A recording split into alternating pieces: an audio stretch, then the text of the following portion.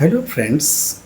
Today I am going to talk about anadiplosis, one of the few minor rhetorical figure of speech that is beautifully used in English. Anadiplosis is a Greek term and it means doubling. The term refers to a figure of speech in which a word or phrase at the end of one sentence is repeated at the beginning of the next clause or sentence. This repetition creates emphasis and often in a memorable and often links ideas together in a memorable way. This repetition creates emphasis and often links ideas together in a memorable way. It can be used to build suspense, it can be used to build a rhythm or highlight a specific concept. Fear leads to anger, anger leads to hate. Hate leads to suffering, fear leads to anger, anger leads to hate, and leads to suffering. This is a case of anadiplosis because fears ends the first clause and is repeated at the beginning of the second clause. Then anger ends the second clause and begins the third one. Similarly, hate ends the third clause and begins the fourth one. This repetition creates a cascading effect. This repetition creates a cascading effect building upon each emotion. Strength through purity and purity through action. Purity through faith. Strength through purity and purity through faith. This is another example of anadiplosis because the word purity ends the first clause and begins the second. Purity through faith. This emphasizes the relationship between the two concepts.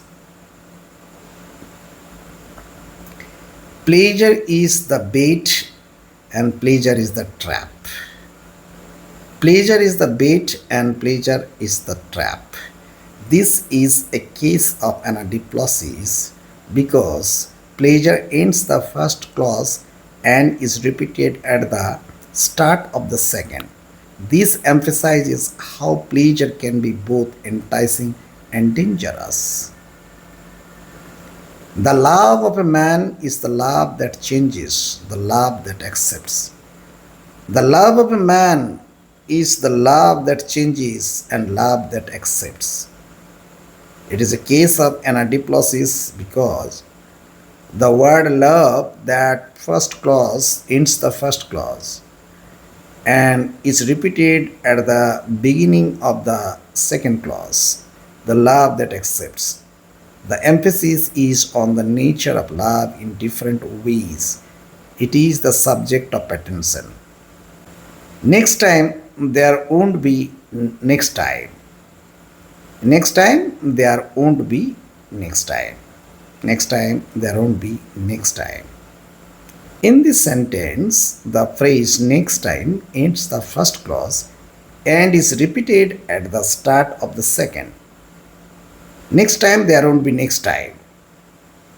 This beautiful line tells a doubling of next time at the end of one clause and beginning of another. This creates a sense of finality, warning, as it is meant to emphasize there may be no chance to do things over. The general went to the mountain. The general went to the mountain, and the mountain went to the river. The general went to the mountain, and the mountain went to the river. The word mountain in this sentence ends the first clause and is repeated at the beginning of the second one. This creates a parallelism and emphasis in the sentence. I am Sam, Sam I am. I am Sam, Sam I am. Sam appears to be the subject. However, the use of Sam is repeated at the start of second. Sam I am and draws attention to the person or thing that is Sam. The time to be a lady is over now. The time to be lady is over now.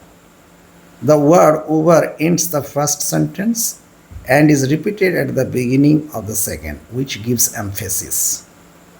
Life is a gift. A gift never to be taken for granted. Life is a gift. A gift never to be taken for granted. Life is a gift never to be taken for granted. The word gift ends the first clause and second clause starts with gift, putting focus on the subject. He had no fear of death, fear no more. He had no fear of death, fear no more. The word fear ending and starting the clauses, each clauses. This method intensifies the feeling of fear throughout the statement.